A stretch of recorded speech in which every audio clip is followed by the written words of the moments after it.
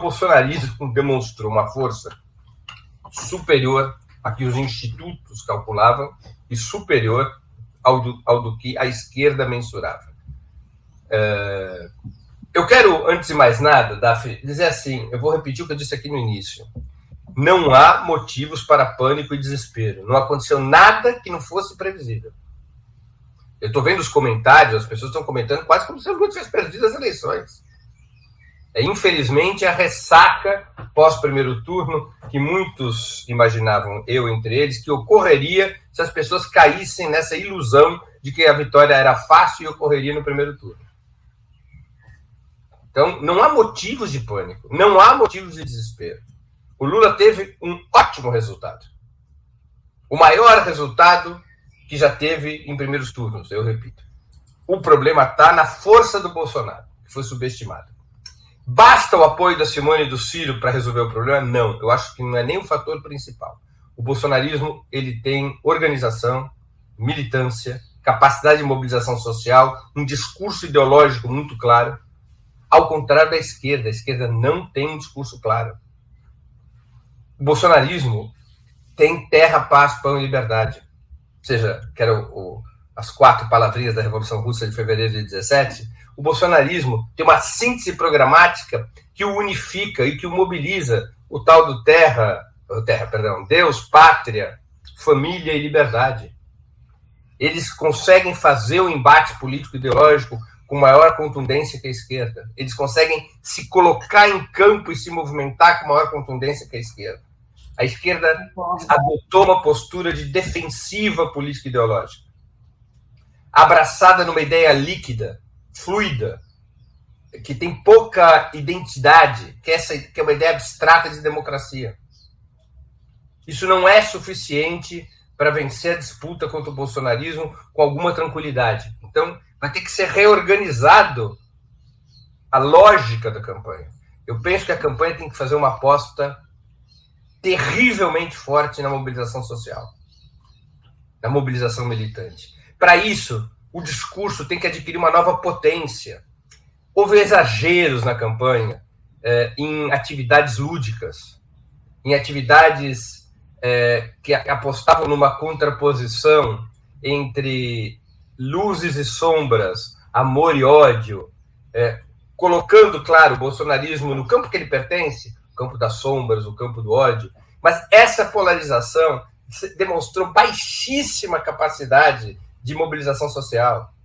Baixíssima. Por exemplo, o evento gigantesco que foi feito na segunda-feira passada no AMB, com centenas, quase uma centena de artistas e influencers dessa nova e estranha categoria. Qual a repercussão disso? Um esforço danado. Não tem repercussão. Não tem repercussão. Você não vê o bolsonarismo fazer nada parecido. Ao contrário, o bolsonarismo aposta num formato político-ideológico duro, como foi o 7 de setembro. Então, esse clima meio festeiro, meio cirandeiro, que em certa medida houve na campanha, não é um bom clima para enfrentar o bolsonarismo. É preciso um outro clima, um clima sangue nos olhos e faca no dente. Muito bom. Então, eu acho que isso é mais importante do que alianças.